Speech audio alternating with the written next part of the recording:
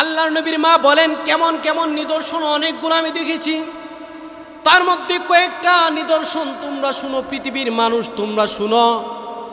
যে আমি যখন কূপের পাড়ে পানি আনার জন্য আমি যাইতাম, পানি আনতে গেলে কূপের অনেক গভীর থাকে, রশির প্রয়োজন হয়, বালতির প্রয়োজন হয়, অনেক কষ্ট হয় কূপ থেকে পানি তোলার জন্য।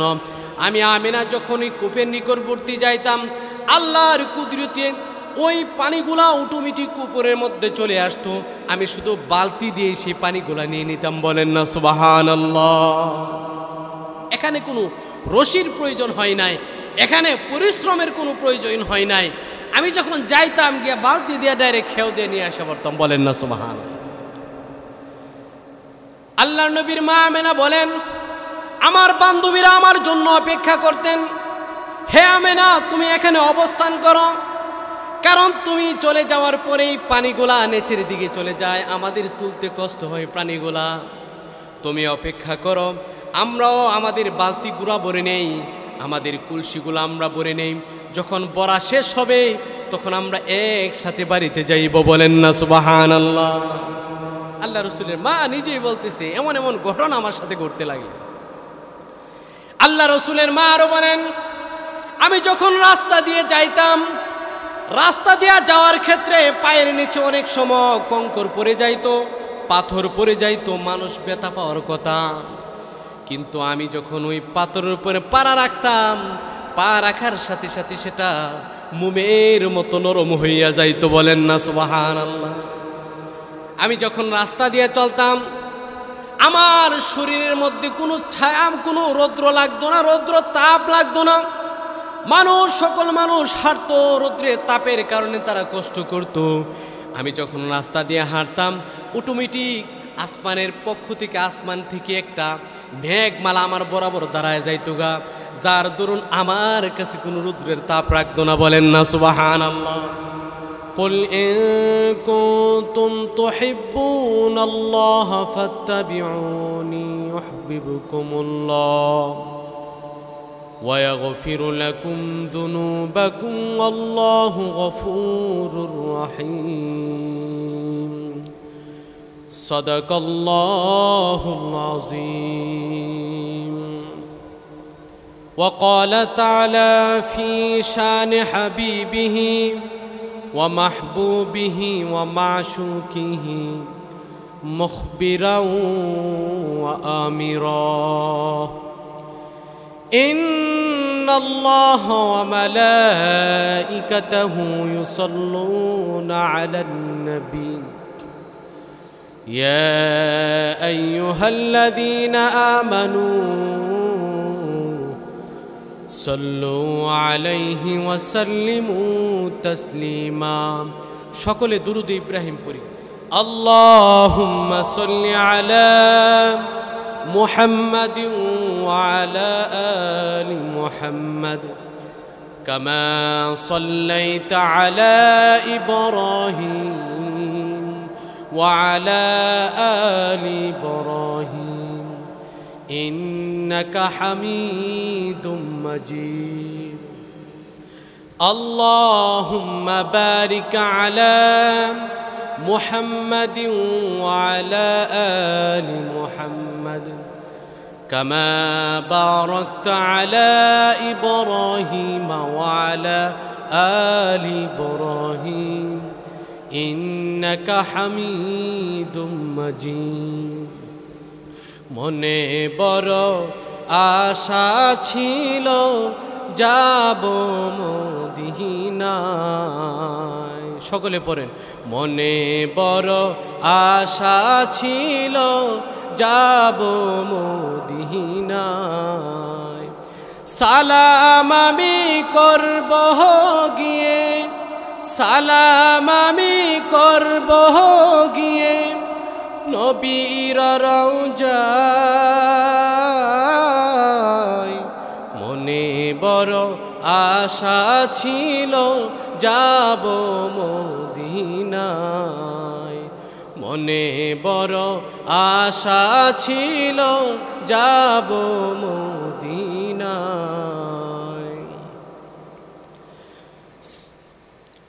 সম্মানিত মুসল্লিয়ানে কেরাম, আমরা সর্বপ্রথম ওই আল্লাহ তাআলা শুকরিয়া আদায় করি যে আল্লাহ রব্বুল আলামিন আমাদেরকে প্রতি সপ্তাহে নিয়ে এবারও আল্লাহ তাআলা আমাদেরকে পবিত্র জুমার নামাজ পড়ার জন্য আমাদেরকে একত্রিত করেছেন। এই জন্য সকলেই বলি আলহামদুলিল্লাহ। বর্তমান যে মাস চলতেছে সেটা হলো রবিউল আউয়াল মাস। এই মাসে আল্লাহ তাআলা রাসূল সাল্লাল্লাহু আলাইহি সাল্লামকে পৃথিবীতে আগমন করিয়েছেন, বলেন না সুবহানাল্লাহ। আর এই মাসে আল্লাহ তাআলা রাসূল সাল্লাল্লাহু আলাইহি সাল্লামকে এই দুনিয়া থেকে আল্লাহর সাথে সাক্ষাৎ করিয়েছিলেন, বলেন না সুবহানাল্লাহ। যেমন এই মাসটা রাসূল সাল্লাল্লাহু আলাইহি সাল্লামের আগমনের কারণে আমাদের জন্য অত্যন্ত আনন্দদায়ক ছিল, এমনিভাবে এই মাসে আল্লাহ রাসূল পৃথিবী থেকে বিদায় হয়েছিলেন, এটাও আমাদের জন্য খুবই দুঃখজনক ছিল, হৃদয় বিদারক ছিল, বলেন না সুবহানাল্লাহ। আল্লাহ তাআলা তার রাসূলকে এত সম্মানিত করেছিলেন, পৃথিবীর বুকে অন্য কোনো মাখলুক, অন্য কোনো নবী রাসূলকে আল্লাহ তাআলা এত সম্মানিত করেননি, বলেন না সুবহানাল্লাহ। আল্লাহ তাআলা রাসূলকে পৃথিবীতে প্রেরণ করার পূর্বে অসংখ্য নিদর্শন আল্লাহ তাআলা পৃথিবীর মানুষকে জানিয়েছিলেন, যে নিদর্শনের মাধ্যমে আল্লাহ তাআলা পৃথিবীবাসীকে সুসংবাদ দিয়েছিলেন এমন একজন নবী পৃথিবীতে আগমন করবেন, যার জন্য আমি আল্লাহ তাআলা পৃথিবীকে সৃষ্টি করেছি, বলেন না সুবহানাল্লাহ। আল্লাহ রাসূল সাল্লাল্লাহু আলাইহি সাল্লাম পৃথিবীতে আগমন করার পূর্বে সবচেয়ে যে প্রথম যে একটা নিদর্শন ছিল সেটা হলো হযরত আদম আলাইহিস সালামকে যখন জান্নাত থেকে বের করে দেওয়া হয়, বের করে দেওয়ার পর আদম আলাইহিস সালাম নিজের ভুল বুঝতে পেরে আল্লাহর কাছে কান্নাকাটি করেছিলেন। আল্লাহ তাআলা অনেক লম্বা সময় আদম আলাইহিস সালামকে ক্ষমা করেননি। যেই মুহূর্তে আল্লাহ রাসূল সাল্লাল্লাহু আলাইহি সাল্লামের উসিলায় আদম আলাইহিস সালাম ক্ষমা চেয়েছিলেন, সাথে সাথে আল্লাহর পক্ষ থেকে ক্ষমার ঘোষণা এসেছে, বলেন না সুবহানাল্লাহ। আদম আলাইহিস সালাম বলেছিলেন, ওগো আল্লাহ, আমি তো আরশের যে আপনার যে খুঁটির মধ্যে আপনার নামের সাথে একটা নাম আমি দেখেছি, সেই নামটা হলো মুহাম্মাদুর রাসূলুল্লাহ, বলেন না সুবহানাল্লাহ।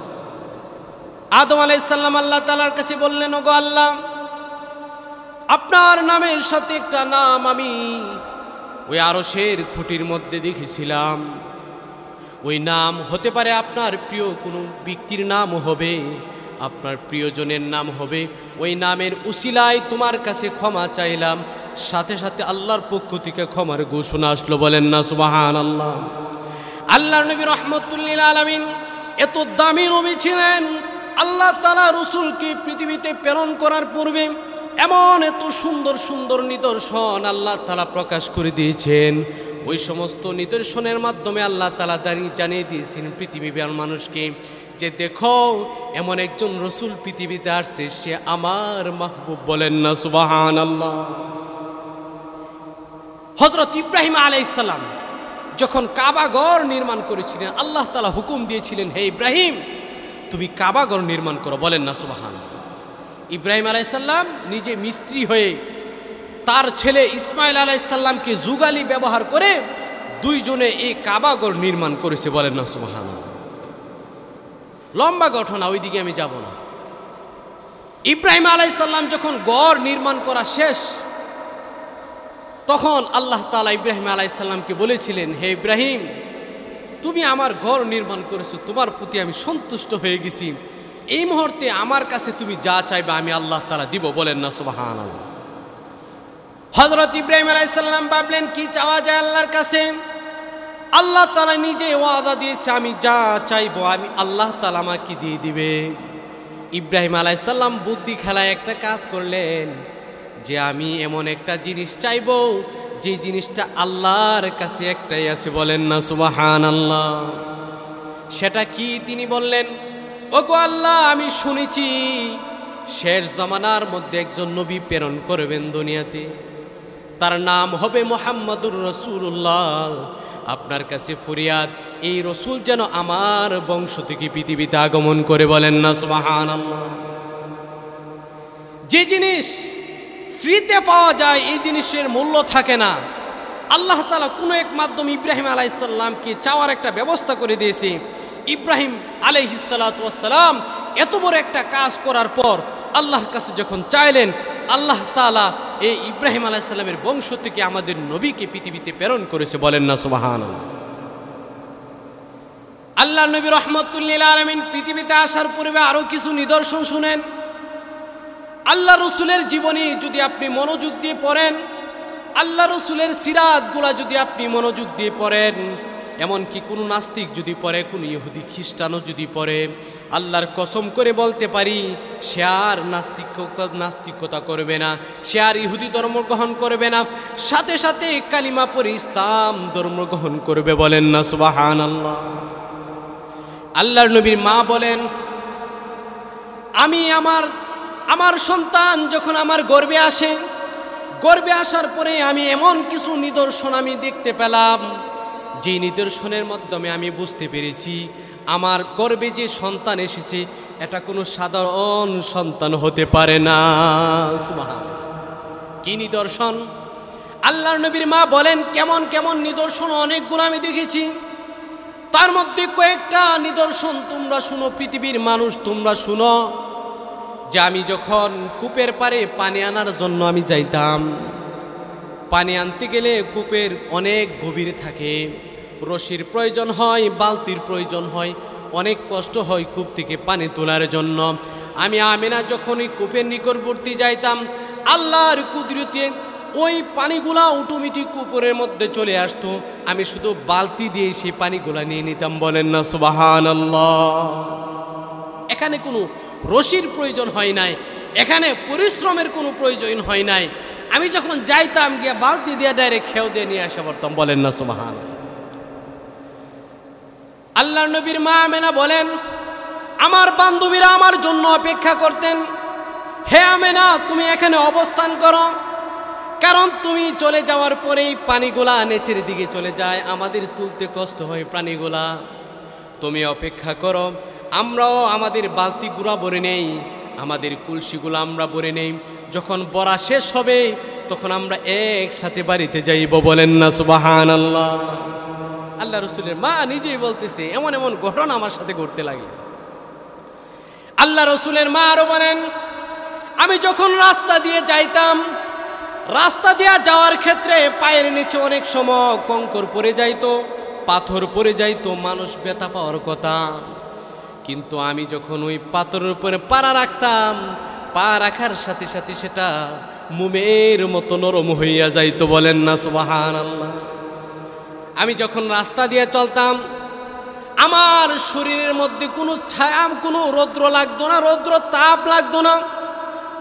সকল মানুষ হাঁটতো, রৌদ্রের তাপের কারণে তারা কষ্ট করত।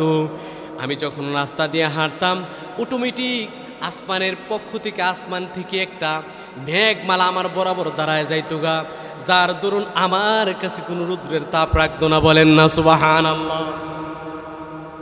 এমন এমন নিদর্শন আমার সাথে করতে লাগলো। আরো নিদর্শন আছে। আল্লাহর নবীর মা বলেন, আরো নিদর্শন আছে। আমার গর্ভে যখন মুহাম্মদ আসলেন, আসার পরেই আমার শরীর থেকে এমন একটা ঘ্রাণ আসছে, যে ঘ্রাণের কারণে আরবের মানুষরা আমার সম্বন্ধে মন্তব্য করতে লাগলেন। আরবের নিয়ম ছিল, কখনো যদি কারো স্বামী মারা যায়, স্বামী মারা যাওয়ার পরে ওই ব্যক্তি, ওই মহিলা কোনো আতর ব্যবহার করতে পারবে না, খুশবু ব্যবহার করতে পারবে না। মানুষ সমালোচনা করবে, দেখো এই মহিলার স্বামী মারা গেছে, এরপরও খুশবু ব্যবহার করে, এটা খারাপ মনে করতো তারা। আল্লাহ রাসূল সাল্লাল্লাহু আলাইহি সাল্লামের মা বলেন যে আমার সম্পর্কে বাজে মন্তব্য মানুষেরা করতে লাগলেন, পাশাপাশি আমার শ্বশুর শাশুড়ির কাছে অভিযোগও করতে লাগলেন যে দেখো তোমার বৌমা খুশবু লাগায় ঘুরে, আতর লাগায় ঘুরে, এটা তো ঠিক না, তার স্বামী মারা গেছে, কয়েক মাস আগে স্বামী মারা গেছে, এখনই খুশবু ব্যবহার করে, এখনই আতর ব্যবহার করে, এটা কিন্তু ঠিক না। আল্লাহর নবী রাহমাতুল লিল আলামিনের দাদা দাদির কাছে মানুষ অভিযোগ করতে লাগলেন, আপনার বৌমা কি শুরু করে দিল, আব্দুল্লাহ তো খুব ভালো মানুষ ছিলেন, আমরা জানতাম তার স্ত্রীও ভালো, কিন্তু ইদানিং কি শুরু করে দিল, আতর ব্যবহার করে, খুশবু ব্যবহার করে। এটা তো আরবের মানুষ পছন্দ করে না। এই সমস্ত জিনিস ব্যবহার করার কারণে রাস্তাঘাটে আপনার বৌমার সম্বন্ধে মন্তব্য করতে লাগলেন। আল্লাহ রসুলের দাদা বলেন, হ্যাঁ এটা তো ঠিক না। তার বউর কাছে বললেন, তোমার বৌমাই সব কি শুরু করে দিছে? আল্লাহ নবীর মাকে ডাকলেন, হে আমেনা, তুমি এসব কি শুরু করে দিছ? তুমি আতর ব্যবহার করো কেন, খুশবু ব্যবহার করো কেন? আল্লাহর নবীর মা বলেন, আমি তো আব্দুল্লাহ চলে যাওয়ার পরে আমি কোনোদিন খুশবু ব্যবহার করি নাই, আতর ব্যবহার করি নাই। আপনারা শুনে রাখুন, আল্লাহর কসম করে বলি, ওই সময় কোনো আমি আতর ব্যবহার করি নাই, খুশবু ব্যবহার করি নাই। আমার পেটে যেদিন, আমার গর্ভে যেদিন এই মোহাম্মদী ছেলেটা আসে, ওই দিনের পর থেকে অটোমেটিক আমার শরীর থেকে গান আসতে লাগলেন। বলেন না সুবহানাল্লাহ। আর এটা এমন গান, আরবের মধ্যে এত সুন্দর কোনো গান ছিল না। আরবের মানুষ আশ্চর্য হয়ে যেত, এত সুন্দর গান কোথায় থেকে আসলো? বলেন না সুবহানাল্লাহ। আল্লাহ রাসূল সাল্লাল্লাহু আলাইহি সাল্লামের শরীরও এত সুন্দর সুন্দর গান আসতো। মানুষ রাসূল সাল্লাল্লাহু আলাইহি সাল্লামের এই ঘাম মোবারককে তারা বোতলের শিশির ভিতরে রাইখে রেখে আতর হিসাবে ব্যবহার করেছে। বলেন না সুবহানাল্লাহ। তো আল্লাহ রসুলের মার গর্ভে রসুল ছিলেন, তো সে গ্রান্ডা রসুলের মার উপর দিয়ে যাইতেছে। বলেন না সুবহানাল্লাহ। এই সমস্ত নিদর্শন দ্বারা কি বোঝা যায়? এই শিশু কোনো সাধারণ শিশু নয়, এই শিশু, এই ছেলে কোনো সাধারণ ছেলে নয়, আল্লাহর পক্ষ থেকে বিশেষ একজন বান্দা হবে। বলেন না সুবহানাল্লাহ। আল্লাহর নবী রাহমাতুল লিল আলামিন যখন দুনিয়াতে আগমন করবেন, আগমন করার পর আল্লাহর নবীর মা ডেকে ডেকে বলেন, আমার ঘরে যেদিন আমার ছেলে আগমন করবে, মুহূর্তটা ছিল সুবে সাদেকের সময়, অন্ধকার রজনী। এই মুহূর্তে আমার ছেলে যখন আগমন করে, আগমন করার সাথে সাথে গোটা এত আলোকিত হয়েছে, আমার মনে হইল পূর্ণিমার চাঁদটা আমার ঘরের ভিতর উদিত হয়েছে। বলেন না সুবহানাল্লাহ। চাঁদের চেয়ে সুন্দর আমার প্যারা রাসূল, যার পেতে ধন্য হলো নিখিল মানব কুল, যার পেতে ধন্য হলো নিখিল মানব কুল। চাঁদের চেয়ে সুন্দর আমার প্যারা রাসূল, যার পেতে ধন্য হলো নিখিল মানব কুল। বলেন আল্লাহু আকবার।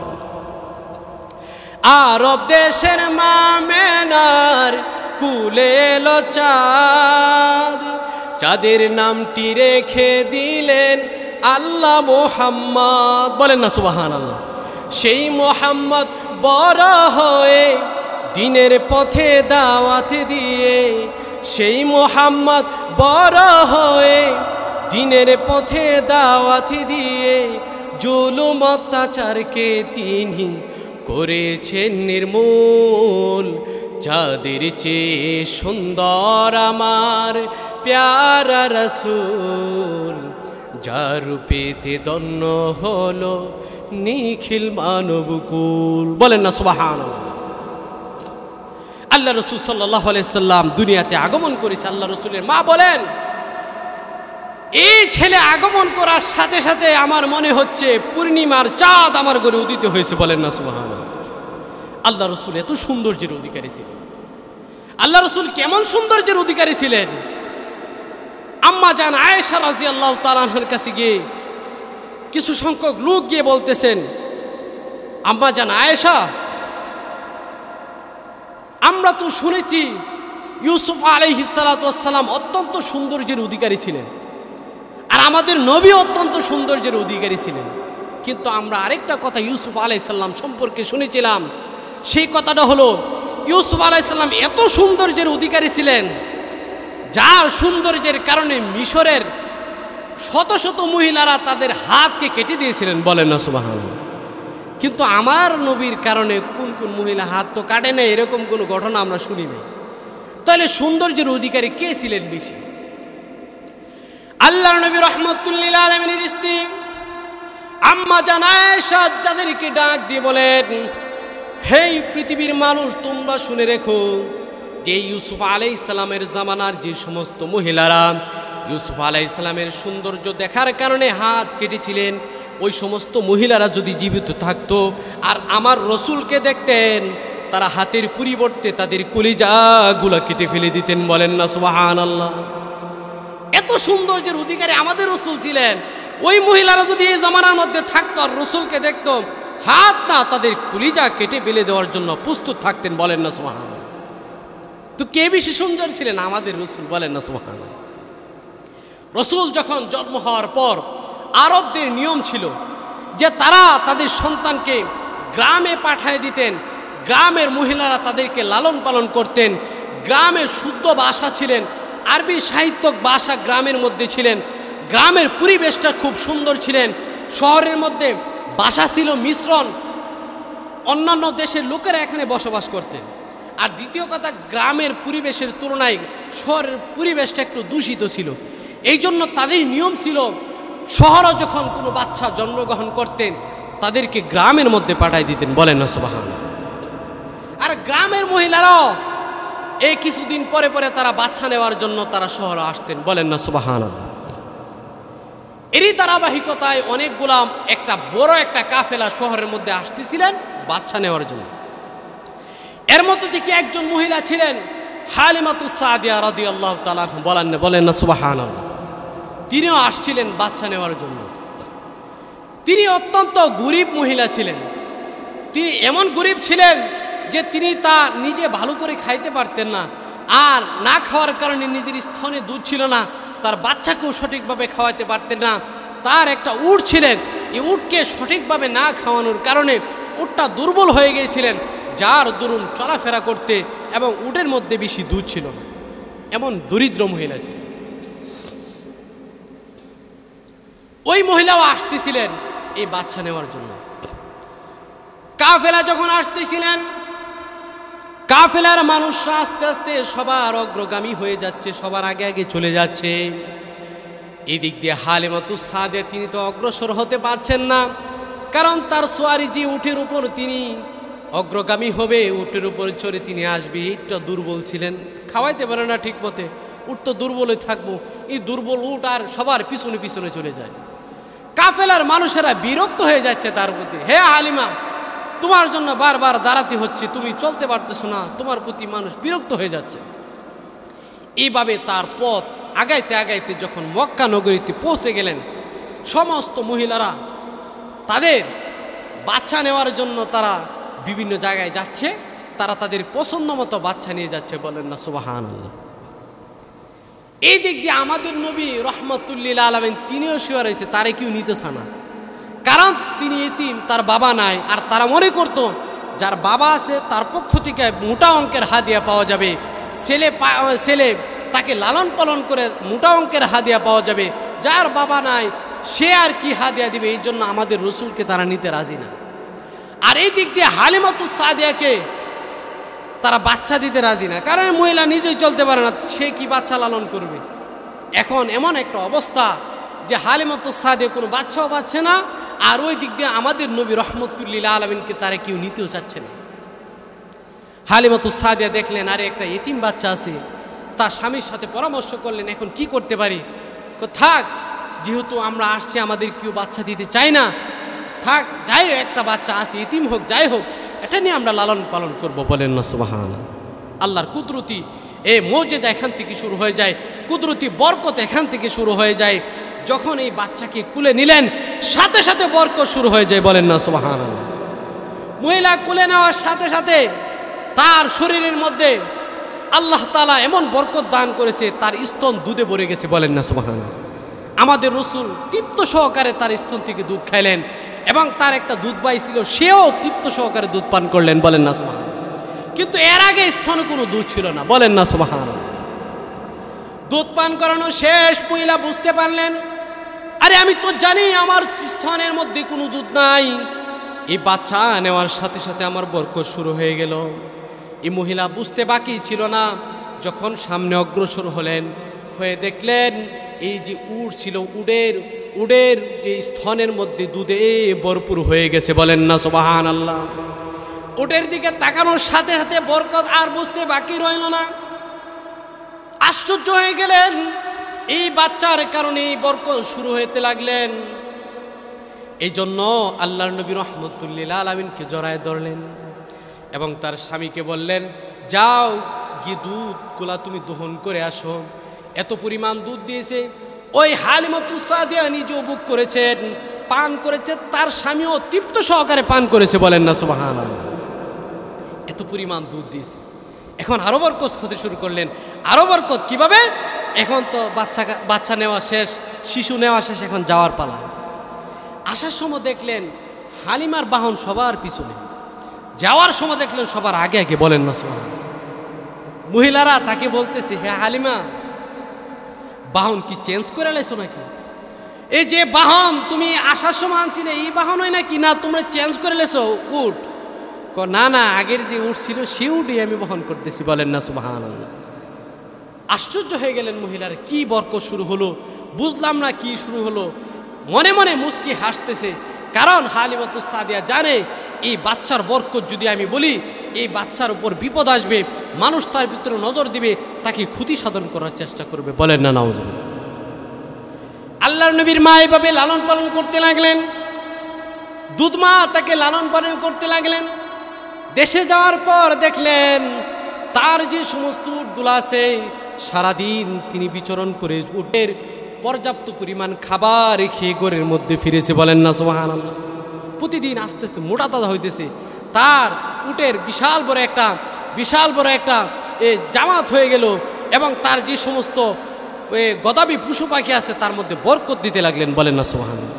আশেপাশের মহিলারা বলতে লাগলেন, এই হালিমার গরুগুলা যেখানে চড়ায়, হালিমার উটগুলা যেখানে চড়ায়, এখানে তোমরা চড়ায়। কিন্তু তারা চড়া ঠিকই, তাদের খালি ক্ষুধার্ত অবস্থায় সেই উটগুলা ঘরের মধ্যে ফিরে আসে।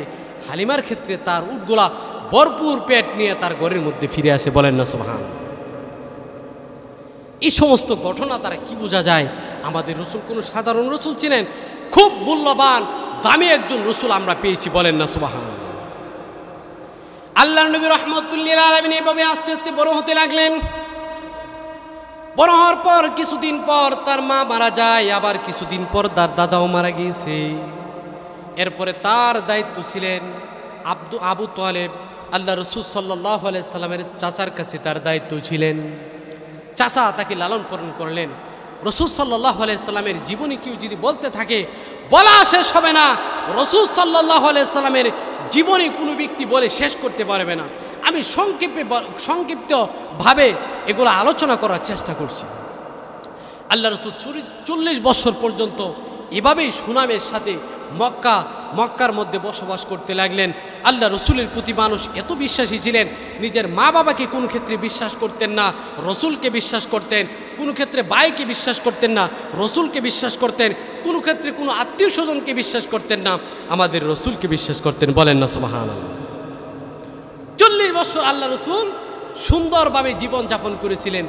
এমন কোনো মানুষ ছিল না, কাফের, মুশরিক, বিভিন্ন উপজাতি যাই কিছু ছিল সকলে আল্লাহ রসুলের প্রশংসা করেছিলেন, বলেন না সুবহানাল্লাহ।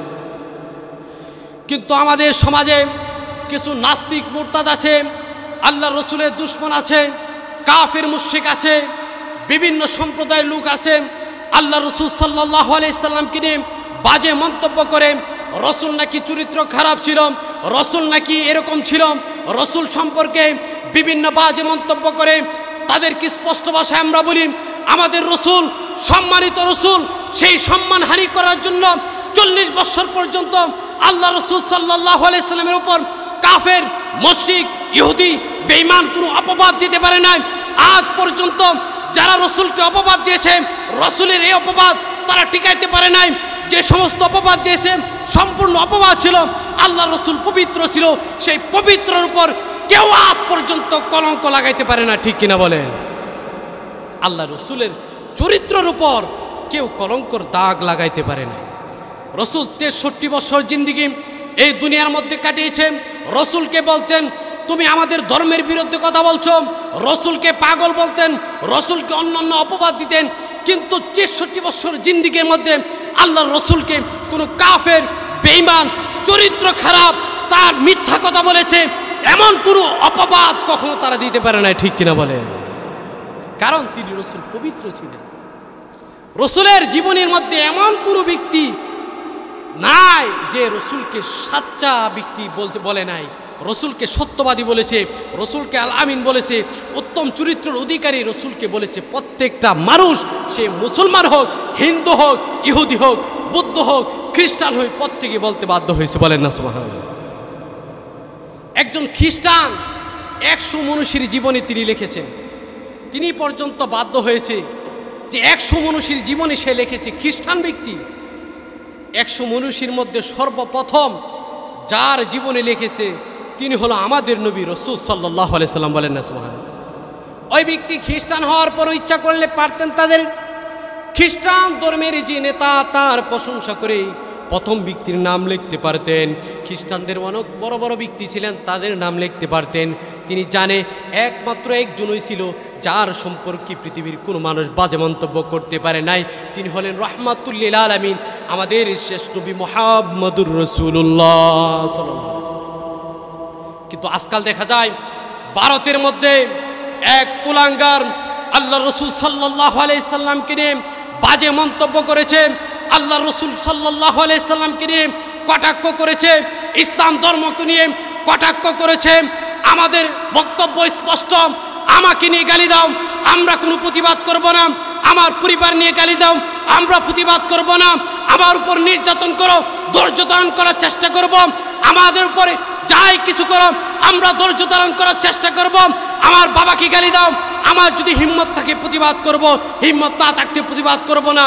কিন্তু রসুলকে যখন অপমান করা হয়, রসুলকে যখন গালি দেওয়া হয়, কোনো মুসলমান এক বিন্দু রক্ত থাকতে তারা মাঠে মাঠে তারা গড়ির ভিতরে থাকতে পারবে না, মাঠে ঝাঁপিয়ে পড়বে। যতদিন পর্যন্ত ভারতের কুলাঙ্গারের শাস্তি না হবে, ফাঁসি না হবে, আমরা বসে থাকবো না, তাদের বিরুদ্ধে জিহাদের ঘোষণা করব, ঠিক কিনা বলেন? এক কুলাঙ্গার রসুলকে গালি দিয়েছে। কাকে গালি দিয়েছে? রসুলকে। ইতিহাস খুলে দেখেন, ইলমুদ্দিন নামে একজন ব্যক্তি ছিলেন, আল্লাহর পক্ষ থেকে বিশেষ ব্যক্তি ছিলেন, আল্লাহর রসুলের আশিক ছিলেন। যখনই শুনেছে আল্লাহর রসুলকে গালি দিয়েছে, সেই ব্যক্তি ঘরে বসে নাই, সে সর্বদাই চিন্তার মধ্যে আছে আল্লাহর রসুলের দুশমনকে সে কিভাবে শেষ করবে। ভারত, পাকিস্তান, লাহোরে তার জন্ম। তিনি বসবাস করতে লাগলেন ঠিকঠাক মতোই। তিনি একজন সাধারণ ফ্যামিলির ব্যক্তি ছিলেন, কাঠ মিস্ত্রি ছিলেন। তার ইতিহাস শুনলে আপনারা বুঝতে পারবেন যে নবীর প্রেম কাকে বলে। বলেন না সুবহানাল্লাহ। কাঠ মিস্ত্রি ছিলেন, সে নিয়মিত কাঠ মিস্ত্রির কাজ করতেন। হঠাৎ করে শুনলেন বিশাল বড় এক সমাবেশ, যে সমাবেশের মধ্যে আলোচ্য বিষয় ছিল রসুলকে নাকি কোন ব্যক্তি গালি দিয়েছে। এই কথা শোনার পর কি গালি দিয়েছে? এক হিন্দু, সে রঙ্গিলা রাসূল নামে একটা বই লিখেছে। সে বইয়ের ভিতরে রসুল সম্পর্কে মন্তব্য করেছে, ইসলাম সম্পর্কে মন্তব্য করেছে, রসুলের চরিত্র নিয়ে সে কথা বলেছে। বলেন না নাউজুবিল্লাহ। এই কথা শোনার পর এই ইলমুদ্দিন নাম, সে তো আর সহ্য হচ্ছে না, সে বসেও শান্তি পাচ্ছে না, উঠেও শান্তি পাচ্ছে না, রাতের বেলা ঘুমাইতে পারতেছে না। সাধারণ ফ্যামিলির একজন ছেলে, সাধারণ, বেশি শিক্ষিত না, কোনো আলেমও না। সে সকালে একটু নিজে বক্তব্য পড়ছিল, সকালে এরকম ছোটো থাকতে কিছু পড়ছিল, পাশাপাশি নামাজ রোজা করে সৎ একজন ব্যক্তি ছিলেন। তার ভিতরে অশান্তি, রসুলকে নাকি কোন ব্যক্তি গালি দিয়েছে, রসুলের নামে বাজে মন্তব্য করে রঙ্গিলা রাসূল নাকি কিতাব লিখেছে। এই চিন্তায় সে আর ঘুমাইতে পারে না। তার একজন বন্ধু ছিল, তারা দুজন মিলে পরামর্শ করলেন কি করা যায়, ওই ব্যক্তিকে কোথায় পাবো। তার ঠিকানা লইলেন। ঠিকানা বিস্তারিত লওয়ার পর তিনি তার কাছে পকেটে কিছু টাকা ছিল, সে টাকা দিয়ে একটা ছুরি ক্রয় করলেন। এই ছুরি পকেটের ভিতরে নিয়ে তাকে খুঁজতে লাগলেন। আল্লাহর নবী রাহমাতুল লিল আলামিনের দুশমনকে খোঁজার জন্য সে বের হয়ে গেলেন। তাকে যেখানেই পাবো জাহান্নামে পাঠিয়ে দিব, আমার কি হবে, আমি সেই দিকে ভ্রুক্ষেপ করব না, আমার জেল হতে পারে, ফাঁসি হতে পারে, কিন্তু আল্লাহর নবীর দুশমনকে পৃথিবীতে থাকার কোনো অধিকার থাকতে পারে না। সে বের হয়ে গেলেন। আস্তে আস্তে যাওয়ার পর শুনতে পারলেন ইমুক জায়গায় সে বসবাস করে, তার অফিসের মধ্যে গেলেন, তার সাথে বাইল দিতে লাগলেন। প্রথমে সুন্দর কথাবার্তা বললেন। যখন অফিসের অন্যান্য লোকেরা রিল্যাক্সে যার যার কাজ করতে লাগলেন। আবার পুলিশি পাহারাও ছিল, কারণ সে তো বিতর্কিত, সারা দেশের মানুষ আন্দোলন করতেছে। পুলিশি পাহারা ফাঁকি দিয়ে সে আস্তে আস্তে ভিতরে গেলেন, তার সাথে ভালোভাবে কথা বলতে লাগলেন। সুযোগ বুঝে তার পেটের ভিতরে ছুরি ঢুকাই দিলেন, বলেন না সুবহানাল্লাহ। তাকে জাহান্নামে পাঠাই দিলেন, বলেন না সুবহানাল্লাহ। জাহান্নামে পাঠানোর পর সে পলায়ন করে নাই, সে স্বেচ্ছায় নিজে আত্মসমর্পণ করলেন। হ্যাঁ, আমি হত্যা করেছি, তাকে জাহান্নামে পাঠিয়েছি, আমি পলাবো কেন? আমার রসুলের দুশমন, সে কখনো বাঁচতে পারে না। আমার রসুলের দুশমন, সে কখনো বাঁচতে পারে না। যার কারণে আল্লাহ তাআলা আসমান জমিন সব কিছু সৃষ্টি করেছে, এই রসুলের নামে সে বাজে মন্তব্য করবে, পৃথিবীতে থাকার তার অধিকার নাই, বলেন না সুবহানাল্লাহ। এরপরে তাকে পুলিশে ধরলেন, ধরার পর তাকে নিয়ে গেলেন। এমন অবস্থা হয়েছে, তার পক্ষেরও কিছু উকিল ছিল, মুসলিম উকিল, আর ওই নাস্তিকের পক্ষেও কিছু লোক ছিল। মুসলিম যে সমস্ত লোক উকিল, তারা বলতেছেন, হে ইলমুদ্দিন, তোমাকে একটা কথা বলি, তুমি একটা মিথ্যা কথা বলবা, বললে তুমি বাইসা যাইতে পারবে। কিরকম মিথ্যা কথা? যে তুমি বলবা আমি যখন এ রঙ্গিলা রসুলের লেখককে আমি মারব, তখন আমার কমন সেন্স ছিল না, সেন্সটা ঠিক ছিল না, আমি পাগল হয়ে গেছিলাম, মাথা নষ্ট হয়ে গিয়েছিল, এই জন্য আমার স্বজ্ঞানে কাজটা করি নাই, আমি স্বজ্ঞানে করি না, আমার মাথা খারাপ ছিল, আমি জিনিসটা করে ফেলেছি। এই সাক্ষী যদি তুমি দাও, তুমি বাঁচতে পারো। ইলমুদ্দিন মুস্কি মুস্কি হাসে আর বলে, আমি আল্লাহ রসুল সাল্লাল্লাহু আলাইহি সাল্লামের জন্য বারবার কুরবান হতে পারি, এই সমস্ত মিথ্যা কথা আমি বলতে পারি না, বলেন না সুবহানাল্লাহ। এছাড়া শুনো, আরেকটা সংবাদ শুনো। আমি কেন হাসতেছি জানো? গত রাত্রে আমি স্বপ্ন দেখেছি, আমার রসুল দাঁড়িয়ে আছে আমার জন্য, ফুলের তোড়া নিয়ে দাঁড়িয়ে আছে। ইলমুদ্দিন তুমি আসো, তোমার অপেক্ষায় আমি আসি, বলেন না সুবহানাল্লাহ। এই স্বপ্ন দেখার পর কে বলবে আমি দুনিয়াতে থাকি, আমার জন্য রসুল অপেক্ষা করতেছে, স্বপ্নে দেখাইছে আমার জন্য রসুল অপেক্ষা করতেছে। আমি আর চাই না, আমি মিথ্যা কথা বলতে পারি না। আমার জীবন যদি বারবার আল্লাহর রাস্তায় রসুলের প্রেমিক হয়ে বারবার শহীদ হইতে হয়, আমি হব, কিন্তু রসুলের শত্রু সে দুনিয়াতে বসবাস করতে পারে না, ঠিক কিনা বলেন? এখনো বেদুর্মীদেরকে লক্ষ্য করে বলি, এই হিন্দু পণ্ডিত, তুমি আমাদের রসুলকে নিয়ে কটাক্ষ করেছ, তুমি স্পষ্ট ভাষায় শুনো, ইলমুদ্দিন চলে গেছে, হাজার হাজার কোটি কোটি ইলমুদ্দিন রসুল প্রেমিক দুনিয়ার মধ্যে বিচরণ করতেছে। শুনে রাখো, তার যদি সুষ্ঠু বিচার না হয়, ফাঁসি না হয়, আমরা ইলমুদ্দিন হয়ে তাকে জবাই করব, ফাঁসির কাস্তে ঝুলাবো, তার বিনিময়ে আল্লাহর রসুলের ইজ্জতকে হেফাজত করে সারবো ইনশাআল্লাহ। রক্ত দিয়েছি, রসুলের কারণে আরো রক্ত দিব, ছাত্র চত্বরে রক্ত দিয়েছি, বিভিন্ন জায়গায় যখন কোরআন বিরোধী আইন চলেছে, আল্লাহর রসুলকে বিসর্জন করেছে, আমরা ছাড় দেই নাই, রক্ত দিয়েছি। আজও যদি আবার রক্তের প্রয়োজন হয়, দরকার হলে সারা বিশ্বের মুসলমান ভারতে ঝাঁপিয়ে পড়ব, ভারতকে বয়কট করব, তার বিচার হওয়ার আগ পর্যন্ত আমরা সংগ্রাম করে ছাড়বো, আল্লাহর রসুলের ইজ্জতকে হেফাজত করে ছাড়বো ইনশাআল্লাহ।